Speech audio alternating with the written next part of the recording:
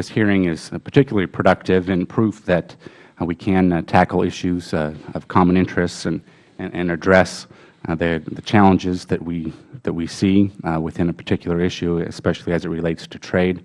And I know that these initiatives are very important, and you see that, and I appreciate the priorities that you see behind trade. We know it's important to our economy as an entire country.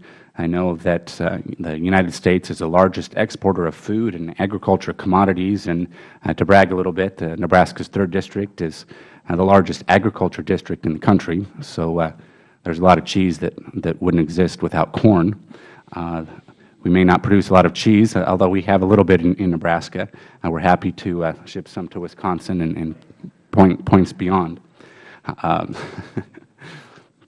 But with ag interests in mind, I know that other members here on the dais have referenced the dispute taking place at our ports, and I do want to add emphasis. The concerns that are out there, especially with products such as pork and beef, that are allowed to spoil, and not just reducing the value a little bit, but eliminating the value altogether in many cases. And so I would hope that we can get these issues resolved. I know it's not an issue of your particular jurisdiction, but I hope that you can address that with the rest of the Cabinet and other interested parties in the administration.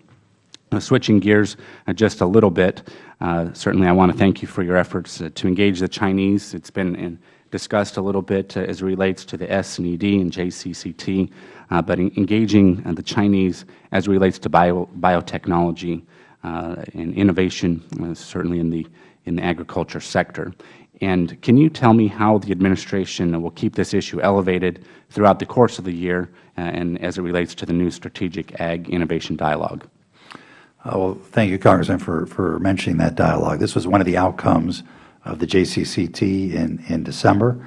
We were able to secure the approval of 3 specific biotech event applications, but even more importantly, perhaps, the commitment to engage in a dialogue about their biotech approval process more generally and how to bring it into line with international practice and international standards.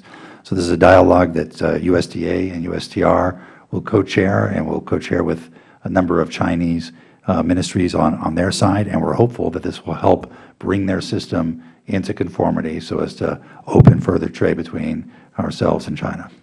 Thank you. In a related vein, the European Union has not approved a single biotechnology product for import since the fall of 2013. Can you discuss how the U.S. plans to address ag biotech issues in TTIP? Well, we have raised this issue directly. I've had my 3rd meeting with my counterpart, the new trade commissioner there, and at each one of these meetings this issue has been raised. We share the concern that they did not approve any biotech events over the course of 2014. There are, I think now, as you say, 12 in the pipeline, and these are applications that have been approved by the European Food Safety Administration as being safe. And our position overall on these issues, and more generally in TTIP, is that we're not trying to force anybody to eat anything in Europe, but we do think that decisions about what's safe should be made by science, not by politics.